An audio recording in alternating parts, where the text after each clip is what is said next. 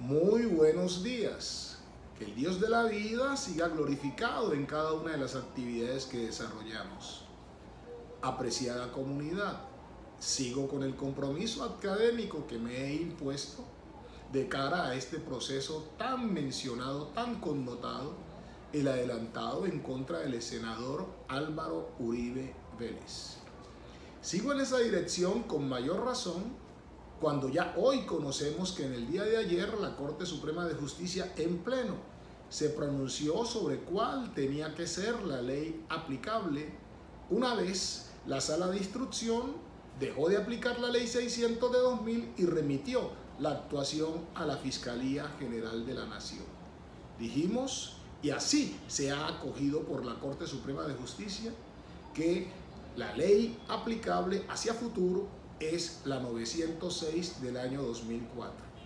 Y dijimos que acogiendo pensamientos recientes de la Corte Suprema de Justicia, el radicado 00002, decisión del 27 de febrero del año 2019, la actuación tenía que adecuarse a la ley 906, conservando plena validez todas las actuaciones pasadas. En este caso, todo lo que se agotó en Ley 600 por la Corte Suprema de Justicia conserva plena validez, hablando de la indagatoria que la hemos hecho equivaler a la formulación de la imputación, columna pasada, y hoy que nos vamos a referir a la medida de aseguramiento de la detención. Simplemente, antes de cumplir con la tarea, quiero traer a esta discusión un mensaje que nos enviara ese respetado maestro Germán Pavón Gómez, quien nos recordó el contenido del artículo 138 del Código General del Proceso.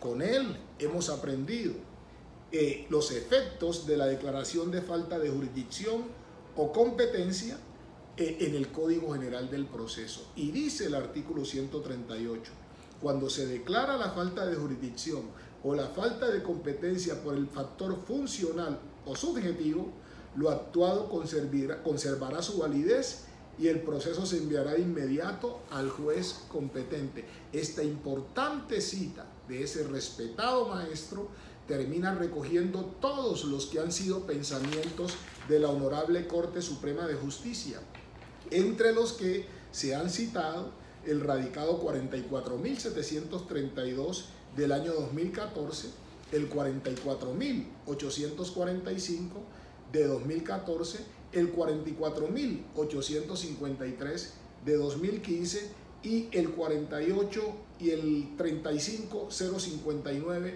del año 2008. Es claro entonces que la imputación que se deriva de la audiencia indagatoria conserva plena validez.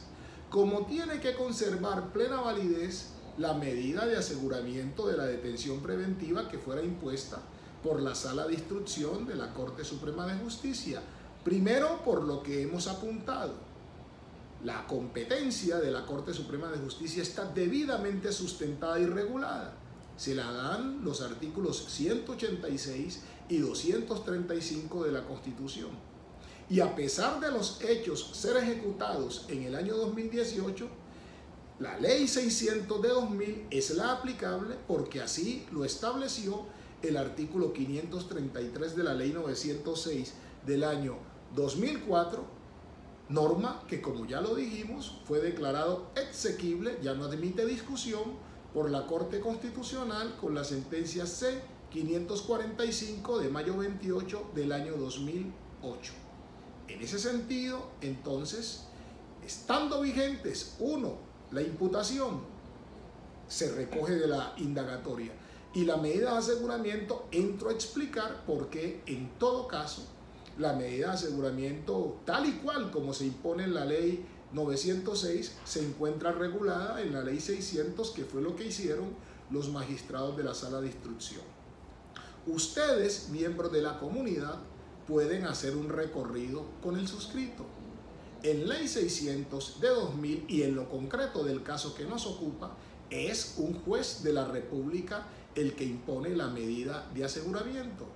es la sala de instrucción, es decir, es un cuerpo encargado, tanto en Ley 600 como en Ley 906, de pronunciarse sobre los derechos fundamentales.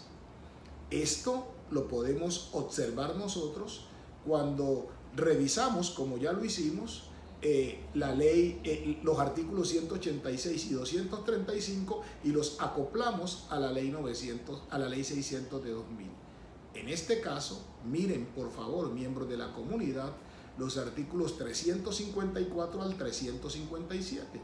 El 354 que nos va a decir en qué término debe resolverse la situación jurídica y fundamentalmente que nos va a hablar de la única medida de aseguramiento vigente, que es la detención preventiva. El 355 nos habla de los fines de la detención.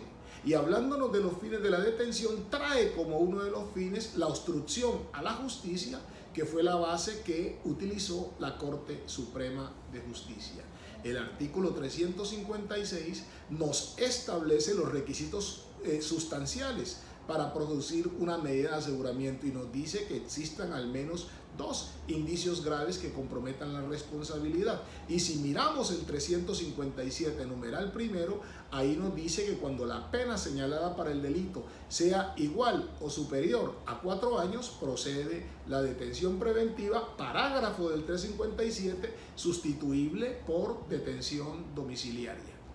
O sea que la regulación de la medida de aseguramiento en Ley 600 de 2000, que fue la que utilizó la Corte Suprema de Justicia, recoge absolutamente todos los presupuestos de garantía para quien está siendo objeto de persecución.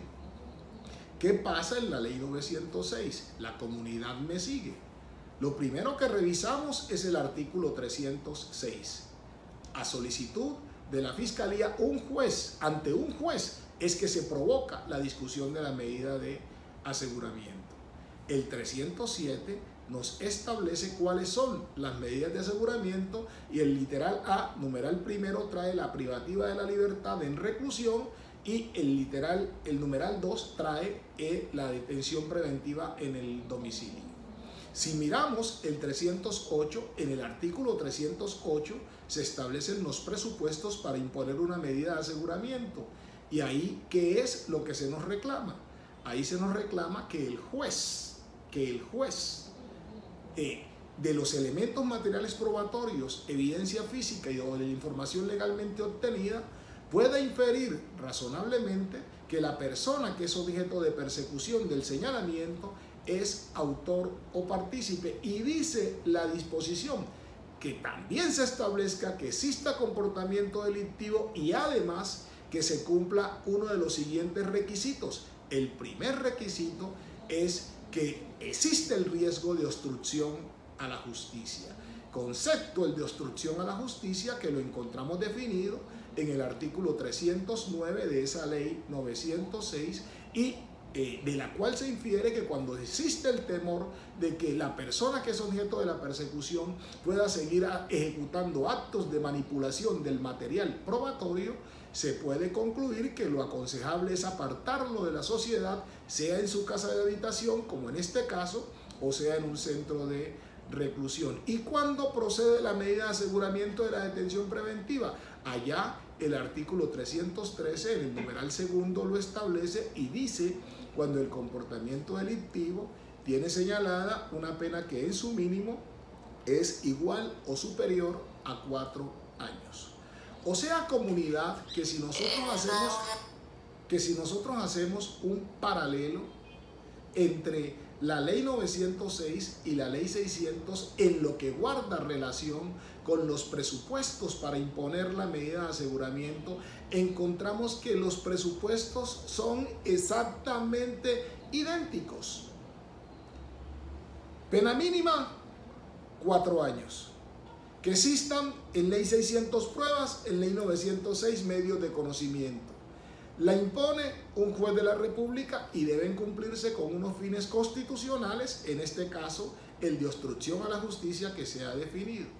Razón por la cual lo que debo decirle a la comunidad es: aquí, señores y señoras, no hay tal de expresar que la medida de aseguramiento pierde vigencia. No solo lo estamos diciendo citando hoy el artículo 138 del Código General del Proceso, sino además porque es abundante la jurisprudencia de la Corte Suprema de Justicia diciendo que la adecuación del trámite no genera jamás que quede invalidado lo que se ha actuado con antelación. Lo que dice es que debe adecuarse y continuarse el trámite conservando plena validez lo que ya ha sido recaudado.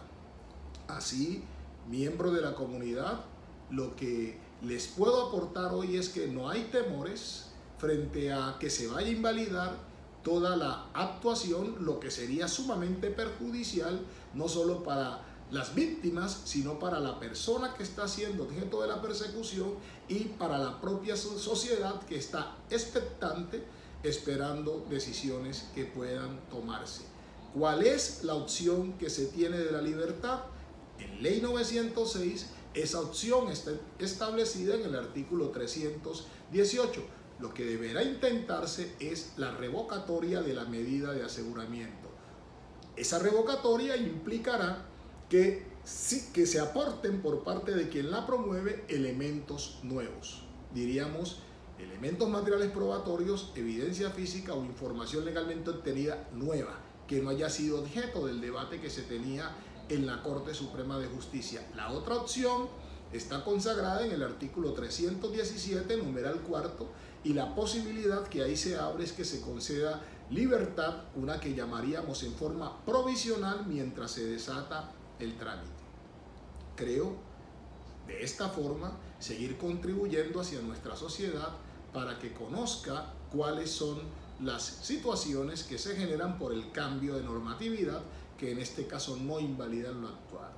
Que Dios sea glorificándose en vuestras vidas, en mi vida, que el aporte que hacemos sea de interés para las discusiones que se generarán. Amén y amén.